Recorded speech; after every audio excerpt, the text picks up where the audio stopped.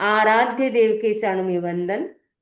आदरणीय समणी जी, उपस्थित भाई तथा बहनों, श्रावक संबोध का हमारा भाषण चल रहा है। इसके अंतर्गत आज हम ब्रह्मचर्य व्रत के उसके आगे की ओर चर्चा करेंगे। पिछले सेशन में हमने अहिंसा अणुव्रत, सत्य अणुव्रत और अचौर्य अणुव्रत, तीन अणुव्रतों की चर्चा की थी, जिसको हम बोलचाल की भाषा में 12 व्रत कहते हैं। तो 12 व्रतों की हमारी चर्चा चल रही है। तो व्रत हमें क्यों करना चाहिए? क्योंकि व्रत करने से अव्रत का कनेक्शन हमारा डिस्कनेक्ट होता है। अनादि काल की यात्रा में हम कितने कितने जन्म मरण करते आ रहे हैं। तो जहां जहां भी हम गए, वहां हमने वो सिरे नहीं किया, यानी वो सिरामी नहीं बोला। तो वो कनेक्शन अभी तक हमारा चालू है। वो कनेक्शन डिस्कनेक्ट तब हो सकता है जब हम उनका त्याग करते हैं, वो सिरे करते हैं, तब वो डिस्कनेक्ट हो जाता है। जब तक हम त्याग नहीं करते हैं, वो सिरे नहीं करते हैं, तब तक वो अव्रत का कनेक्शन चालू रहता है। तो जो अव्रत का कनेक्शन अनादि काल का हमारा चल रहा है, उसको डिस्कनेक्ट करने के लिए हम क्या करें? व्रतों को स्वीकार करें। जितने जितने हम व्रत स्वीकार करते हैं, उतने उतने हम अवृत से अपने आप को डिस्कनेक्ट करते जाते हैं। और जितना हम अवृत का कनेक्शन कट करते जाएंगे, उतनी हमारी आत्मा में पाप कर्म कम एंटर होंगे।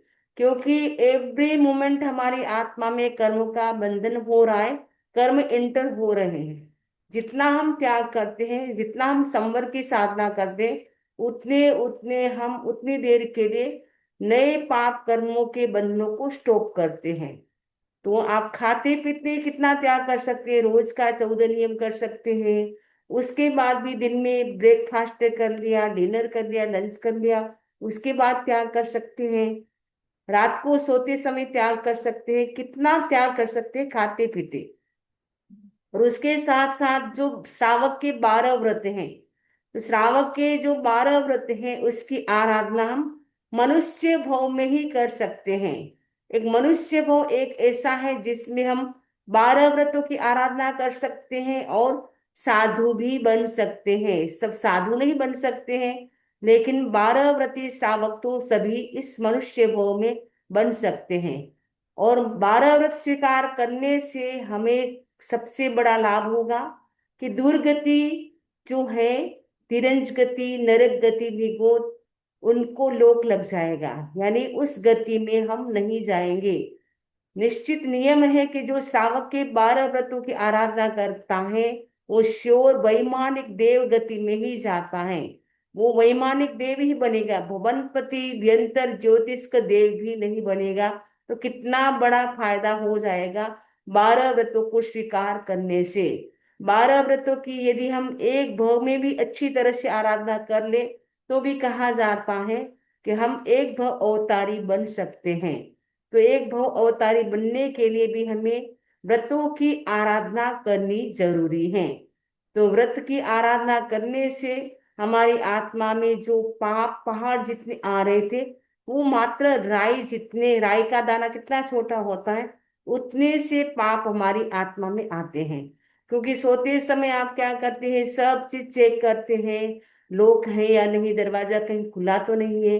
तो वैसे ही हमारी आत्मा में तो अनादिकाल के पाप कर्म का बंधन हो रहा है, एंटर कर रहे। उनको भी हमें क्लोज करने के लिए हम क्या करें? व्रत का हम लोक लगा लें। तो जितना आप सोते समय, खाते पीते, जो भी जब भी आपको टाइम मिले, आप क्या करें? त्याग करते जाए। जितना जितना त्याग करते जाएंगे, उतना उतना अव्रत का कनेक्शन है, डिस्कनेक्ट हो जाएगा। और हमारी आत्मा है कर्मों के भार से हल्की रहेगी। तो फर्स्ट व्रत, सेकंड और थर्ड, तीन व्रतों की चर्चा तो हमने पिछले सेशन में की थी। आगे की चर्चा आज कर रहे हैं। हे ब्रह्मचर्य अपने से अपना रक्षण, भोगे इच्छा पर इसी मन का सघन प्रशिक्षण। अपने घर में संतुष्ट, नियम में निष्ठा, श्रावक जीवन की सबसे बड़ी प्रतिष्ठा है ब्रह्मचर्य, अपने से अपना रक्षण। तो श्रावक का चौथा अनुव्रत है वो है ब्रह्मचर्य। वो ब्रह्मचर्य व्रत क्या है? अपने से अपना रक्षण। ब्रह्मचर्य व्रत को स्वीकार करने से हम अपनी सुरक्षा स्वयं कर सकते हैं। भोगेच्छा परिसीमन का सघन प्रशिक्षण। जो भोग की जो इच्छा है वो सहज ही वो परिसीमन यानी उसका वो लिमिट हो जाती है। ये सघन प्रशिक्षण यानी डीप ट्रेनिंग है। तो जो भी ब्रह्मचर्य व्रत को स्वीकार करता है उसकी जो इच्छाएं होती हैं, डिजायर्स होती है, अपने आप में लिमिट हो जाती है। अपने घर में संतुष्ट, नियम में निष्ठा। जो नियम ले लिया उसके प्रति हमारी निष्ठा होनी चाहिए, दृढ़ता होनी चाहिए। जो हमने नियम ले लिया उसको हम किसी भी हालत में हम उसको ब्रेक न करें, उसका हम अच्छी तरह से पालन करें। अपने घर में संतुष्ट, अपने घर में संतुष्ट जो ब्रह्मचर्य व्रत को स्वीकार करता है वो अपने घर में संतुष्ट का मतलब होता है अपनी पत्नी में स्वदार संतोष।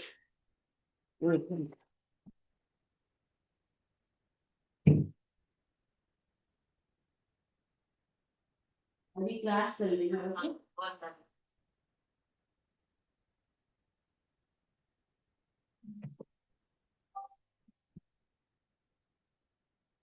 अभी क्लास चल रही है ना दोनों की।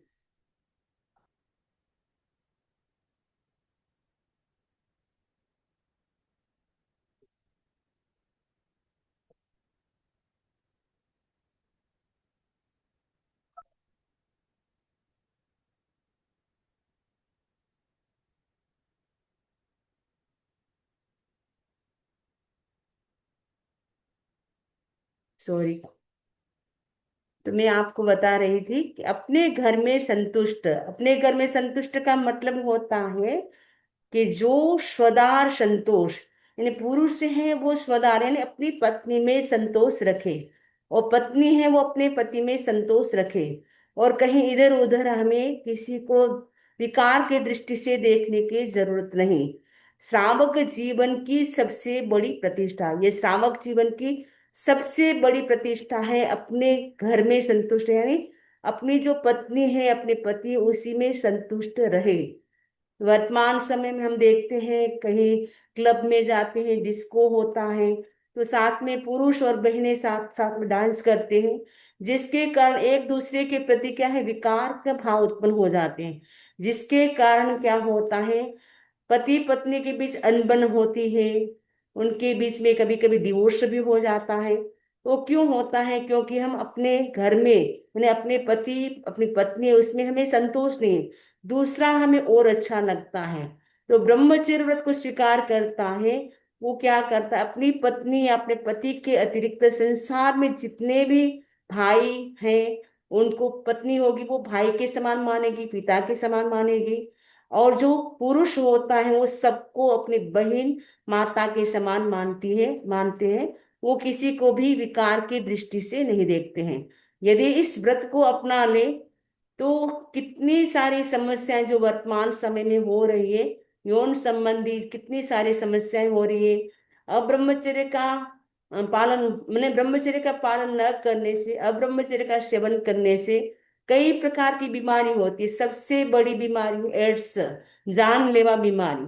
वो क्यों होती है? क्योंकि अब्रह्मचर्य का ज्यादा सेवन करने से वो ऐसी बीमारी हो सकती है जो सबसे खतरनाक बीमारी मानी जाती है। और उससे हमारी एनर्जी भी, जितना हम अब्रह्मचर्य का सेवन करते हैं उससे हमारी एनर्जी भी ज्यादा लॉस होती है। तो ब्रह्मचर्य का पालन करने से हम शक्तिशाली बनते हैं। तो ब्रह्मचर्य का पालन करना सभी के लिए जरूरी है। बस अपनी पत्नी उसमें भी लिमिट करना है, उसमें भी अष्टमी, चतुर्दशी, अमावस्या, पूर्णिमा, दिवाली के जो दिन होते हैं, पर्युषण के दिन होते हैं, उस दिन कंप्लीट पालन करने की कोशिश करें। और एक दिन का भी हम ब्रह्मचर्य का पालन करते हैं उससे भी कहा जाता है 80 उपवास हम करते हैं उतना लाभ होता है। 80 उपवास तो हम कब कर पाएंगे? लेकिन एक रात्रि का भी आपने ब्रह्मचर्य का पालन कर लिया तो इतना बड़ा लाभ होता है। क्योंकि भगवती सूत्र में कहा है, एक बार अब्रह्मचर्य का सेवन करते हैं उससे 9 लाख जीव उत्पन्न होते हैं, दूसरी बार वापस भोग करते हैं तो सब जीव खत्म हो जाते हैं, एक दो जीव बचते हैं, वो बच्चे के रूप में उत्पन्न होते हैं। तो कितने जीवों की हिंसा होती है। इसीलिए ब्रह्मचर्य व्रत को सबसे बड़ा व्रत माना गया है। जितने भी व्रत है सबसे बड़ा व्रत है ब्रह्मचर्य व्रत।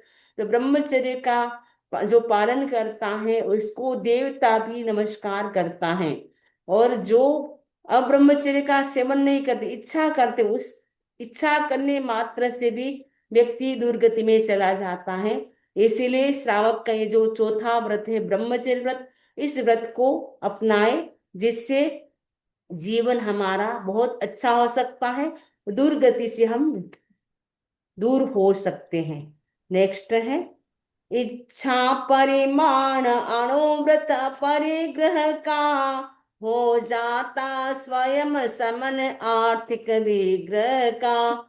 आवश्यकता आकांक्षा एक नहीं है, आकांक्षा पर हो अंकुश यही सही है। इच्छा परिमाण अणुव्रत अपरिग्रह का, ये सावक का 5वां अणुव्रत है, अपरिग्रह अणुव्रत। अपरिग्रह अणुव्रत में क्या करना है, हमारी जो इच्छाएं हैं, डिजायर्स है, उसको परिमाण ने उसको लिमिट करना है। क्योंकि इच्छाएं हमारी बहुत होती है, एक इच्छा कंप्लीट होती है दूसरी इच्छा और अधिक बढ़ जाती है। तो ये 5वां अणुव्रत हमें मैसेज देता है कि हमारी जो इच्छाएं हैं उसको लिमिट करें। आनंद श्रावक ने श्रावक के 12 व्रत स्वीकार किए थे, उसमें उन्होंने ये अपरिग्रह व्रत स्वीकार किया। तो स्वीकार करते समय उन्होंने इच्छाएं बहुत सारी लिमिट कर दी थी। यदि इच्छाओं को लिमिट कर दे तो आर्थिक विग्रह का स्वयं संबंध हो जाता। यानी आर्थिक जो विग्रह है, यानी वर्तमान समय में जो आर्थिक प्रॉब्लम्स हो रही है वो स्वतः ही शांत हो जाती हैं।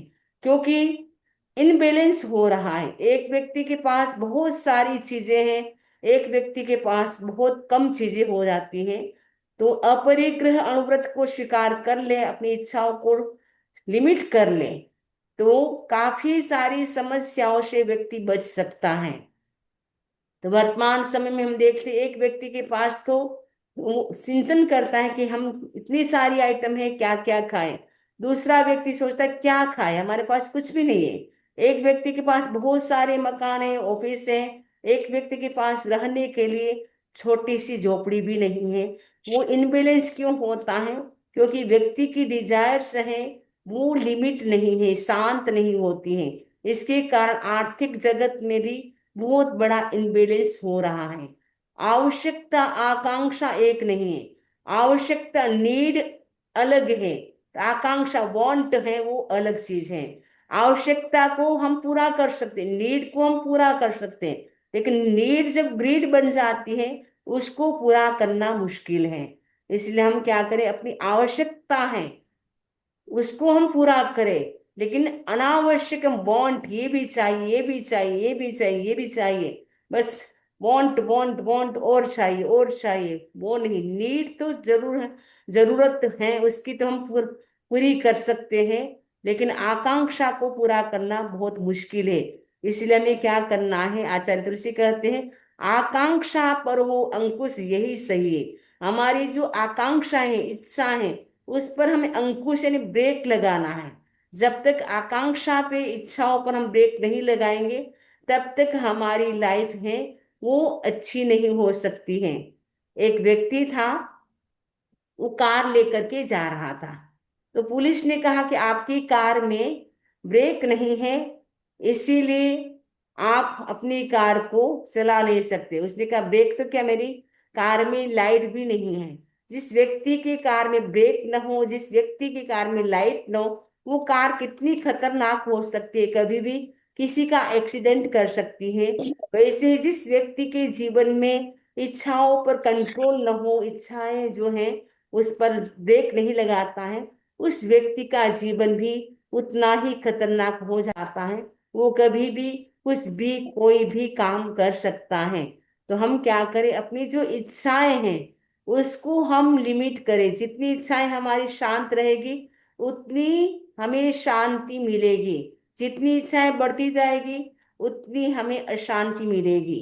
तो व्यक्ति क्या करता है, मार्केट में जाता है, नई फैशन की ड्रेस आती है, कोई नई चीज देखते ही उनका मन ललचा जाता है। तो श्रावक क्या करे, इच्छा को लिमिट करे, अपनी लाइफ में लिमिट कर ले कि मुझे अपने साल भर में इतनी ड्रेस से मुझे ज्यादा नहीं चाहिए। फिर आपको कितनी अच्छी ड्रेस आपको देखने को मिले, लेकिन आपने त्याग कर लिया है, फिर आपका मन नहीं होगा।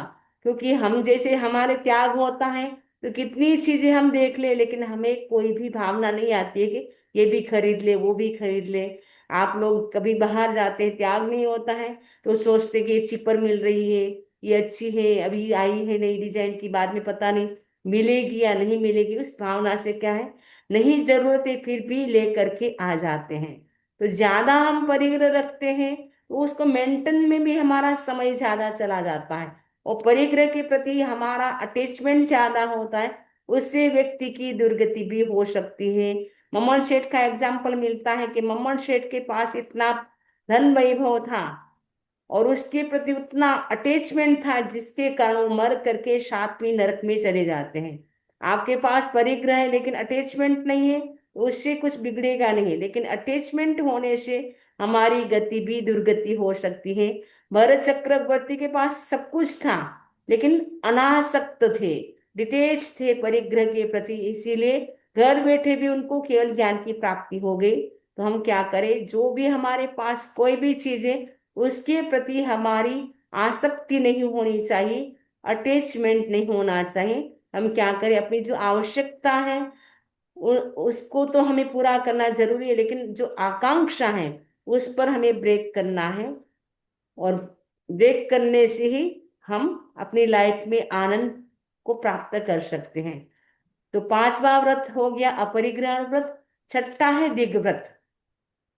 दिग्व्रत में यातायात नियंत्रण होता, भोगोपभोग नियमन संयम का सोता, परिहार अनर्थ दंड का टले प्रदूषण, ये तीन गुण व्रत श्रावक जीवन भूषण।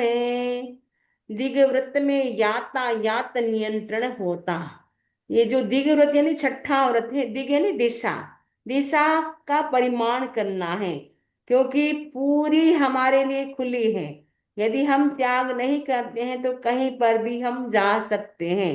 तो हमें त्याग कर लेना चाहिए दिशाओं का, कि जो डायरेक्शन है ईस्ट वेस्ट नॉर्थ साउथ, तो चारों दिशाओं में हमें ऊपर में कितना जाना है, नीचे कितना जाना है, मिडल में कितना जाना है, हम सारा क्या करना चाहिए, उसका हमें त्याग करना चाहिए। जिससे क्या है, पाप कर्मों के बंधनों से बच सकते हैं। जितना हम ट्रेवलिंग ज्यादा करते उतनी हिंसा ज्यादा होती है, और हिंसा भी ज्यादा होती है, और अनलिमिट होने से हमारी इच्छाएं हैं वो बढ़ती जाती हैं। तो हम क्या करें, दिशाओं का निर्धारण करें, डायरेक्शन हम फिक्स करें कि आज मैं पूरे दिन में ओरलैंडो से बाहर नहीं जाऊंगा। यदि आपको बाहर जाना है तो जहां तक जाना है वहां तक आगा रख ले, बाद में वापस उसका त्याग कर ले। तो जितना हम लिमिट करते जाएंगे उतनी हम हिंसा से बचते जाएंगे। जितनी हमारी लिमिट नहीं होगी तो हम कहीं पर भी कभी भी जा सकते हैं। इसीलिए हम क्या करें, लिमिट करें कि मैं साल भर में भारत जाऊंगा तो 2 बार से अधिक नहीं जाऊंगा, और यूके जाऊंगा कितनी बार जाऊंगा, सारा यूरोप कितनी बार जाऊंगा, सब लिमिट कर ले। जो श्रावक होता है 12 व्रत स्वीकार करता है, तो छठे व्रत में दिशाओं का वो निर्धारण करता है, डायरेक्शन का वो फिक्स करता है कि कितने कितने किलोमीटर से माइल्स तक मुझे जाना है।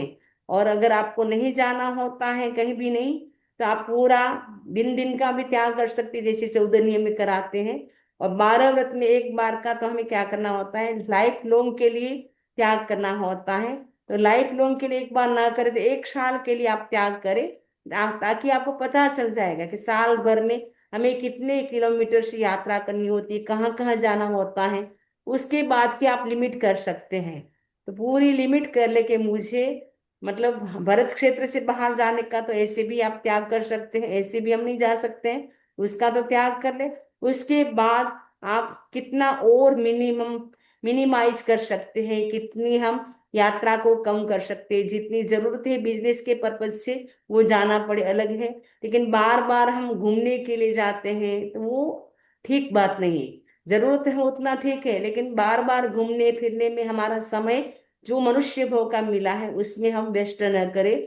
प्रमाद का जीवन न जी, अप्रमाद का जीवन जिए, क्योंकि आयुष्य का बंध कभी भी हो सकता है। सपोज आप घूमने के लिए गए और आप वो कोई ऐसी जगह पे चले गए, पानी को देख रहे हैं, पशु को पक्षी को देख रहे हैं, उसके प्रति आपका कोई राग द्वेष का भाव आ रहा है, उस समय आयुष्य का बंध हो गया। तो हम स्वयं पानी बन सकते हैं, हम स्वयं पशु बन सकते हैं, पक्षी बन सकते हैं, कुछ भी बन सकते हैं। इसलिए भगवान कहते हैं कि हम अप्रमाद का जीवन जिए, आयुष्य का बंध कभी भी हो सकता है। इसीलिए हमें क्या करना है, अपनी आत्मा के प्रति अवेयर रहना है। उसके लिए हम दिशाओं का हम क्या करें, डायरेक्शन जो है उसको लिमिट करें, ये अनावश्यक हम बाहर की यात्रा नहीं करेंगे। सातवां व्रत है भोगोपभोग। छठा व्रत है दिग व्रत, यातायात यातायात यानी आना जाना हमारा चालू रहता है। और ट्राफ उसके लिए हमें कार प्लेन ट्रेन वो चाहिए, तो उसमें भी कितनी हिंसा होती है, वो सब पाप के भागी हम बनते हैं। तो जितना आप लिमिट करते जाएंगे उतनी हिंसा से हम बचते जाएंगे। तो सातवां व्रत है भोगोपभोग नियमन संयम का सोता। जो भोग और उपभोग, भोग यानी जिस वस्तु को हम बार बार, जिसको हम एक बार यूज कर सकते वो तो भोग होता है। जैसे है पानी है, खाना है, वो एक बार यूज कर सकते, एक बार हमने खा लिया, एक बार पी लिया, वापस उसको हम री यूज नहीं कर सकते। उपभोग का मतलब जिसको हम री यूज कर सकते बार बार, जैसे कपड़े हैं हमने खोले वापस पहन सकते हैं, ornament है वो बार बार हम पहन सकते हैं, गाड़ी का यूज बार बार कर सकते हैं, मोबाइल का यूज बार बार कर सकते हैं, लैपटॉप का यूज बार बार कर सकते हैं, वो होता है उपभोग। भोग का मतलब जिसको हम एक बार यूज कर सकते हैं वो भोग होता है। उपभोग यानी अगेन एंड अगेन, बार बार जिसको हम यूज कर सकते हैं वो होता है उपभोग। तो भोगोपभोग नियमन संयम का सोता। तो सातवां व्रत है, हमें क्या करना है, जो भोगने वाली चीजें हैं या बार बार यूज करने वाली चीजें, उनका हम नियमन करें यानी नियंत्रण करें, कंट्रोल में करें। और ये कंट्रोल होने से क्या हो जाएगा, संयम का सोता, अपने आप संयम का स्रोत शुरू हो जाएगा।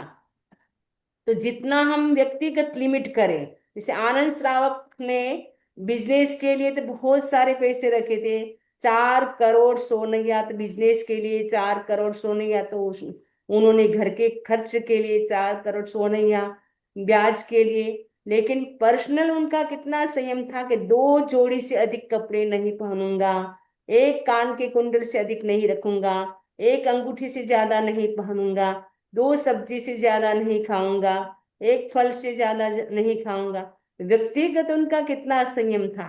तो हम पर्सनल अपना कितना संयम रख सकते हैं, जितना हम संयम करेंगे उतना उतना हमारी संयम होता जाएगा।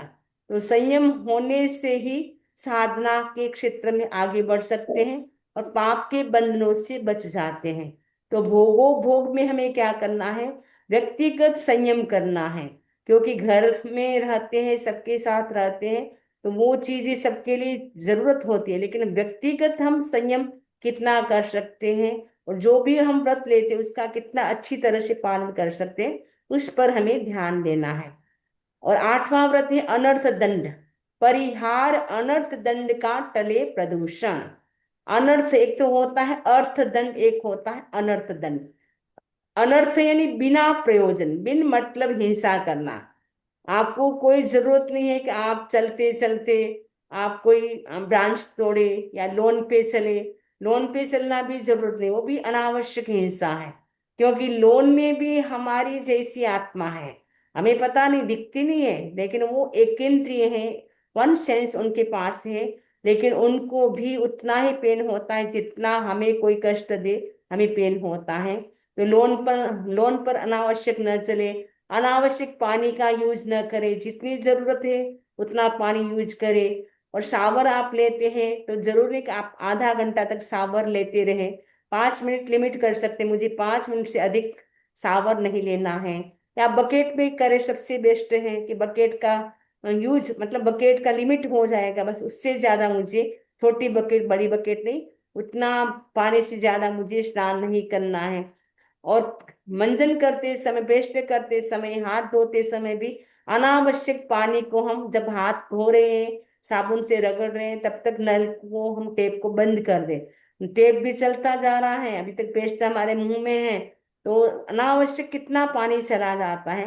तो कितना हम बिजली का संयम कर सकते हैं, अनावश्यक अननेसेसरी लाइट, एसी, पंखा चलता है उसको हम बंद कर दें, जितना जरूरत उतना यूज करें। तो अनर्थ दंड का मतलब बिना प्रयोजन, बिना मतलब की हिंसा से बचे। और बिना मतलब की हिंसा से बचने से प्रदूषण अपने आप ही, जो पोल्यूशन जो इतना हो रहा है, एनवायरमेंट में इतना पोल्यूशन हो रहा है, वो अपने आप कम होता जाएगा। ये 3 गुणव्रत श्रावक जीवन भूषण है।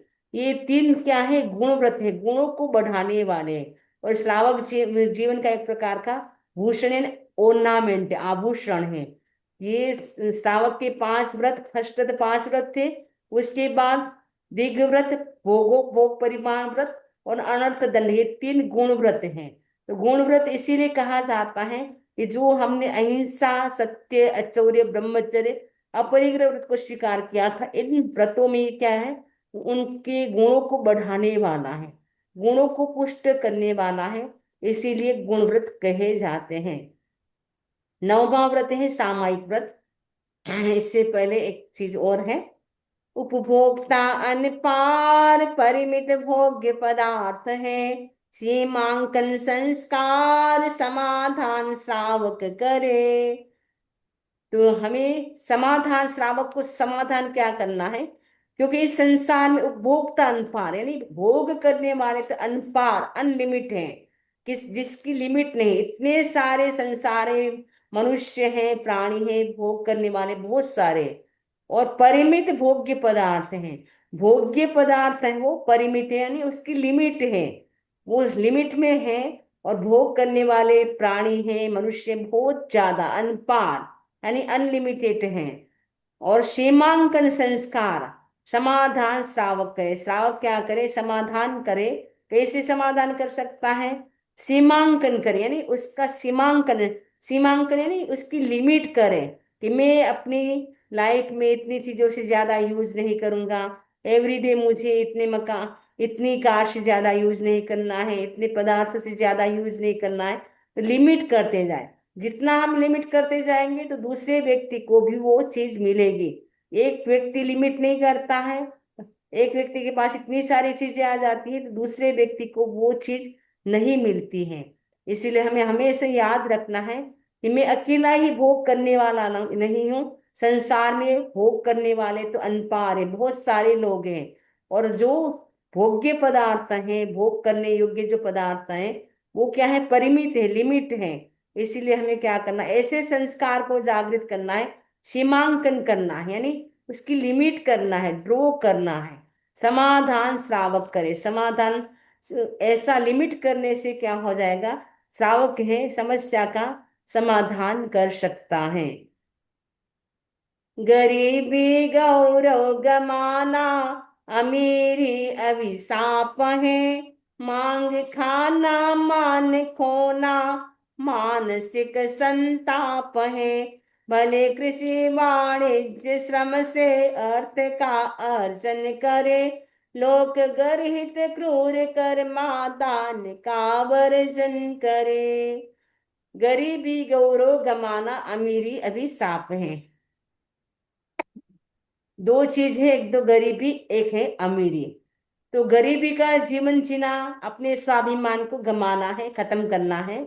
अमीरी अभिशाप है, अमीरी भी अभिशाप है, क्योंकि ज्यादा अमीरी बढ़ जाती है, वो भी अच्छी बात नहीं, वो एक प्रकार का अभिशाप है। गरीबी का जीवन, वो भी अपने स्वाभिमान, गौरव यानी स्वाभिमान को गमाना है, खत्म करने जैसा है। अमीरी है वो अभिशाप है। तो दोनों का क्या होना चाहिए? बैलेंस होना चाहिए। एकदम गरीबी होती है वो भी अच्छी नहीं है, और अमीरी होती है वो भी अच्छी नहीं है। दोनों का बैलेंस बनाना है। तो दोनों का बैलेंस बैलेंस होने से क्या है, कई प्रकार की समस्या का समाधान अपने आप हो जाता है। क्योंकि श्रावक होता है वो मांग करके नहीं खा सकता है। मांग खाना मान खोना मानसिक संताप है। यदि मांग कर खाते हैं, इसका मतलब मान खोना, अपना स्वाभिमान को खोना है। मानसिक संताप है और मेंटल उसको क्या है, स्ट्रेस रहेगा। उसके मन में बार बार आएगा कि देखो कैसी लाइफ है मेरी, कि मैं अपने आप कमा भी नहीं सकता हूँ, मुझे मांग मांग करके खाना पड़ता है। तो मांग कर खाना वो भी अच्छा नहीं है। और इसीलिए क्या है, और अमीरी भी ज्यादा अच्छी नहीं है, मांग करके खाना भी अच्छा नहीं है। तो भले कृषि वाणिज्य श्रम से अर्थ का अर्जन करें। यदि श्रावक को कमाना है तो उस समय भगवान महर्षि स्वामी के टाइम खेती बाड़ी ज्यादा होती थी। कृषि यानी खेती बाड़ी, वाणिज्य यानी बाड़ी। तो खेती बाड़ी का जो वाणिज्य यानी उस समय बिजनेस वो ज्यादा था। तो उससे श्रम से अर्थ का अर्जन करे, वो करके अपने श्रम से ही अर्थ यानी पैसे का अर्जन करे, अर्न करे। ऐसा नहीं कि मुफ्त में ही हम खाना शुरू कर दे। मुफ्त में खाना अच्छा नहीं है, मांग करके खाना अच्छा नहीं है। तो हम अपने श्रम से ही मनी को क्या करें, अर्न करें। और उसके बाद हम सुबह खुद खाते हैं तो वो हमें अच्छा लगता है। मांग करके खाते हैं तो वो एक प्रकार का अच्छा माना नहीं जाता है। लोक गरित क्रूर कर्मा दान का वर्जन करें। जो लोक में जो घृणित है, गरित है, निंदित है, वैसे क्रूर कर्मादान वाला बिजनेस का भी हम त्याग करें।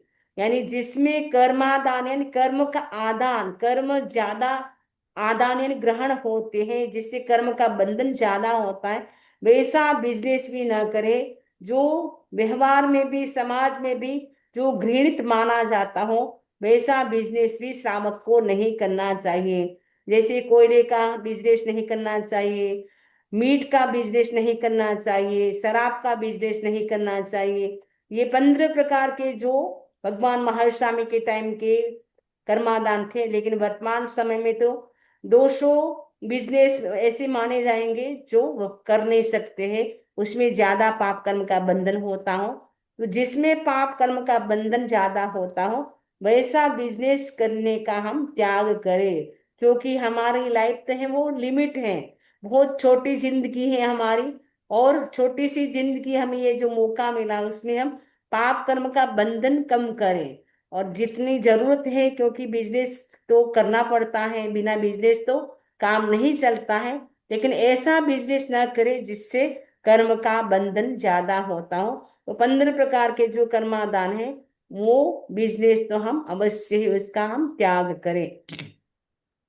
सामायिक समता के प्रयोग का संगम, देशावकाश है 10वां सहज सरलतम। निर्जल उपवास समत्त भाव अप्रतिहत, संवर संपोषक 11वां पौषध व्रत। सामायिक समता के प्रयोग का संगम। जो सामायिक है वो क्या है, समता के साथ ना का बहुत सुंदर प्रयोग है। और देशावकाश है 10वां सहज सरलतम। 10वां व्रत है देशावकाशिक, और 9वां व्रत है सामायिक, और 11वां व्रत है कौशल व्रत। तो इसमें 3 व्रतों की चर्चा की गई है। फर्स्ट है सामायिक। सामायिक का मतलब है समता की साधना करना। सामायिक का मतलब है पापकारी प्रवृत्ति का त्याग करना। सामायिक का मतलब है छह जीवों की रक्षा करना। तो सामायिक करने से हम छह जीवों की रक्षा करते हैं, पापकारी प्रवृत्ति का त्याग करते हैं। एक सामायिक करते हैं तो उससे कितना बड़ा लाभ होता है। सामायिक करने से सबसे, क्योंकि सामायिक हम करते हुए 48 मिनट का उसका टाइम पीरियड होता है। तो 48 मिनट का हम उल्टा करेंगे तो 84 हो जाएगा। तो 84 का मतलब है कि हम सामायिक में 84 लाख जीव योनि को क्षमादान देते हैं। तो अभयदान का प्रयोग हो गया, अभयदान हो गया, क्षमादान उन्हें क्षमा करते हैं। यानी छकाय जीवों को हम अभयदान देते हैं, 84 लाख जीव योनि को। और उसके बाद है, और 84 का हम आधा करेंगे नहीं सॉरी, 48 का हम आधा करेंगे तो हो जाएगा 24। तो 24 यानी 24 तीर्थंकरों की आज्ञा का हम पालन करते हैं। अगर हम सामायिक करते हैं तो 24 तीर्थंकरों की आज्ञा का पालन करते हैं, क्योंकि तीर्थंकर परमात्मा यही कहते हैं कि श्रावक को एटलीस्ट एक सामायिक तो अवश्य करना चाहिए। तो श्रावक बनने के लिए सामायिक करना भी जरूरी है। तो 24 तीर्थंकरों की आज्ञा का पालन होता है, और 24 का आधा करेंगे तो 12 हो जाता है। तो सामायिक की वो नौवां व्रत है, तो नौवें व्रत की आराधना होती है। और 12 का आधा कितना होता है? 6 होता है, 6 होता है। तो 6 का जीवों को हम क्या करते हैं? अभय दान देते हैं। और 6 का आधा होता है 3। तो हम सामायिक करते, 2 करण 3 योग से हम क्या करते हैं? सामायिक की आराधना करते हैं। एक सामायिक करने से भी कितने कितने लाखों भाव के हम पुण्य का बंद कर सकते हैं, उतना हमें लाभ होता है। एक सामायिक करने से भी कितने कितने कर्मों की हम निर्जा कर सकते हैं। कहा जाता है देवता पल्योपम सागरोपम का आविष्य मिलने पर भी उतनी निर्जरा नहीं कर सकता है, उतनी निर्जरा हम एक सामायिक करने से कर सकते हैं। इसीलिए हमें क्या करना है? एक सामायिक की हमें आराधना करना है कि एक सामायिक में हम कितनी निर्जरा कर सकते हैं। जो देवता साग्रोपम पल्योपम इतना लंबा आयुष्य मिलने पर भी जो कर्मों की निर्जरा नहीं कर सकता है, मनुष्य मात्र एक पल में उतनी निर्जरा कर सकता है, क्योंकि मनुष्य है वो सामायिक कर सकता है। इसलिए आचार्य महासमन जी कई बार कहा करते हैं, 58 घड़ी पाप की 2 घड़ी आपकी। यानी 24 आवर्स हमें मिलता है, उसमें से 1 घंटा हमें अपने लिए निकालना है। 23 आप फैमिली के लिए करे, अपने लिए करे, किसी के लिए करे, लेकिन 1 घंटा हमें अपनी आत्मा के लिए निकालना है। क्योंकि जिंदगी जब तक रहेगी फुर्सत न मिलेगी काम से, कुछ समय ऐसा निकालो प्यार करो भगवान से। ये जिंदगी पूरी हो जाएगी लेकिन काम हमारे पूरे नहीं होंगे। इसलिए कुछ समय हम ऐसा निकालें, अपने भगवान से हम प्यार करें, यानी धर्म की आराधना करें, स्वाध्याय करें, मेडिटेशन करें। 1 घंटा तो हमें अपने लिए निकालना है। यदि हम अभी नहीं निकालेंगे तो लास्ट मोमेंट में हमें पश्चाताप होगा, क्योंकि हमारा आयुष्य तो लिमिट है, लंबा चौड़ा हजारों वर्षों का नहीं है, 100 वर्ष का भी नहीं है। 100 वर्ष भी आ जाए तो बहुत अच्छी बात है।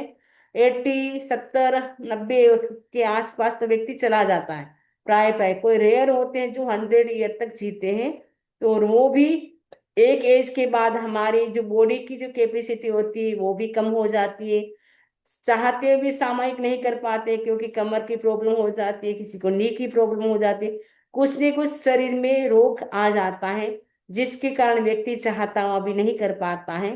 तो मनुष्य भाव में हमें अभी शरीर हमारे सक्षम है, हेल्दी है, इंद्रिय हमारी अच्छी है, तब तक हमें क्या कर लेना चाहिए? धर्म ध्यान कर लेना चाहिए। भगवान कहते हैं जरा जाओ न पी ले जब तक बुढ़ापा ना आए, वहां ही जाओ न बट्टी जब तक शरीर में कोई रोग ना आए, जरा जाओ न पी ले वाही जान बट्टी जाविंद्या न हायंती, जब तक हमारी इंद्रिय क्षीण न हो ताओ धम्मम समाय रे। उससे पहले पहले धर्म का आचरण हमें कर लेना चाहिए, क्योंकि शरीर में रोग आ जाएगा, ओल्ड एज आ जाएगी, उसके हमारी इंद्रिय क्षीण होने लगेगी, उसके बाद हम कुछ भी नहीं कर पाएंगे। इसलिए भगवान कहते हैं अभी से करो, जागे तभी सवेरा।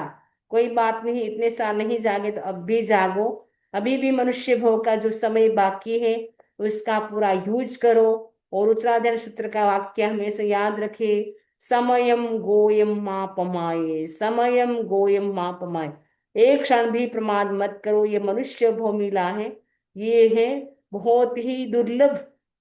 हर प्राणी को, मतलब संसार के जितने भी प्राणी हैं उन सब के लिए भी मनुष्य को मिलना बड़ा दुर्लभ है। क्योंकि प्राणियों के जो कर्म होते वो गाढ़ होते, निकाचित होते, तीव्र होते हैं, उसका विपाक, उसका फल बड़ा तीव्र होता है, जिसके कारण व्यक्ति क्या है, संसार में परिभ्रमण करता रहता है और पृथ्वी काय, अप काय, तेजस काय, वायु काय में चला जाता है। असंख्यात अवसर्पिणी उत्सर्पिणी काल तक उसी में जीव जन्म मरण करता रहता है। वनस्पति में जीव चला गया तो अनंत काल, एंडलेस, वहां कोई मतलब एंड नहीं, अनंत काल तक उसी में जन्म मरण करता रहेगा। कब मनुष्य भव मिलेगा, कब हम धर्म ध्यान करेंगे? तो मनुष्य भव भी मिल जाता है, लेकिन जिन वाणी, भगवान की वाणी सुनने को नहीं मिलती है। हम कितने भाग्यशाली, वी आर वेरी लकी कि हमें भगवान की वाणी सुनने को भी इस पंचम काल में मिली है। तो घर बैठे हम भगवान की वाणी सुन सकते हैं। कितने हम भाग्यशाली है, धर्म की वाणी, भगवान की वाणी हमें सुनने को मिली है। तो इसका हमें पूरा लाभ लेना है। तो नौवें व्रत में हमें क्या करना है? सामायिक की साधना करना है। और 10वां व्रत में क्या करना है? देशावकाश। देश यानी आंशिक, थोड़ा, थोड़े समय के लिए हम क्या करें? त्याग करते रहे। पूरा हम एक साथ त्याग नहीं कर सकते, लेकिन थोड़े थोड़े त्याग करते रहे। आधा घंटा, 15 मिनट, 20 मिनट, जैसे भी आपको टाइम है वैसे वैसे त्याग करते रहे। आधा घंटा तक आपको कुछ नहीं खाना है तो तिहार कर ले, चौहार कर ले। और आप पूरा दिन अगर आपको कहीं नहीं जाना है, तो आज मुझे कैंपस से बाहर जाने का त्याग है। जो 14 नियम है, इसका अभ्यास करें देशावकाश व्रत में। और जो आपने 12 व्रत स्वीकार किए, तब तो आपने बहुत ज्यादा खुला रखा था, लेकिन उसमें और लिमिट करते जाए। तो उसके लिए 14 नियम सब सुबह सुबह जो कराते हैं, बहुत ही अच्छा है। उससे हम काफी पापों से बच जाते हैं। तो इसमें हम क्या कर सकते हैं? दिन में कई बार आप छोटे छोटे नियमों की नियम लेकर के प्रैक्टिस कर सकते हैं। ये ये अभ्यास है, ये शिक्षा व्रत इसको कहा जाता है, क्योंकि इसकी बार बार हम प्रैक्टिस कर सकते हैं। सामायिक की भी बार बार प्रैक्टिस कर सकते हैं। छोटे छोटे व्रतों का भी हम, नियमों का भी हम बार बार प्रैक्टिस कर सकते हैं। तो दिन में आप कितनी बार संवर की साधना कर सकते हैं, कितनी बार आप स्वाध्याय कर सकते हैं, कितना आप कर सकते हैं, मैक्सिमम वो कोशिश कर सकते हैं। तो देशावकाश 10वां सहज सरलतम, बहुत ही सहज और सरलतम है 10वां जो देशावकाशिक व्रत है। उसमें हम अल्पकालिक यानी थोड़े समय के लिए हम इसमें क्या करते हैं? त्याग करते हैं। थोड़े थोड़े समय के लिए हम त्याग करते रहते हैं। निर्जल उपवास, समत्व भाव, अप्रतिहत। और जो 11वां है वो क्या है? संबर संपोषक 11वां पौषध व्रत। तो 11वां है पौषध व्रत है, वो उसमें संबर होता है। और ये संपोषक है, हमारी आत्मा को पुष्ट करने वाला है, इसीलिए पौषध व्रत कहा जाता है। और पौषध व्रत कैसे करना होता है? निर्जल उपवास यानी 24 उपवास के साथ, और समत्व भाव, अप्रतिहत। तो उसमें पूर्ण रूप से समत्व की यानी समता की साधना करनी होती है। अप्रतिहत यानी बिना रुके, यानी एकदम समता की साधना करनी होती है। और इसके साथ उपवास भी निर्जल यानी जल रहित यानी 24 उपवास करना होता है। और संबर संपोषक 11वां पौषध व्रत। तो ये 11वां जो पौषध व्रत है, संबर के साथ वो संपोषक होता है, संबर को पुष्ट करने वाला है। यानी क्योंकि आपने 24 घंटे का पौषध किया, तो 24 घंटे तक आपने संबर की साधना कर ली, क्योंकि आपने पापकारी प्रवृत्ति का कंप्लीट त्याग कर लिया। तो जो श्रावक होता है वो साल में एक बार पोषाक करता है।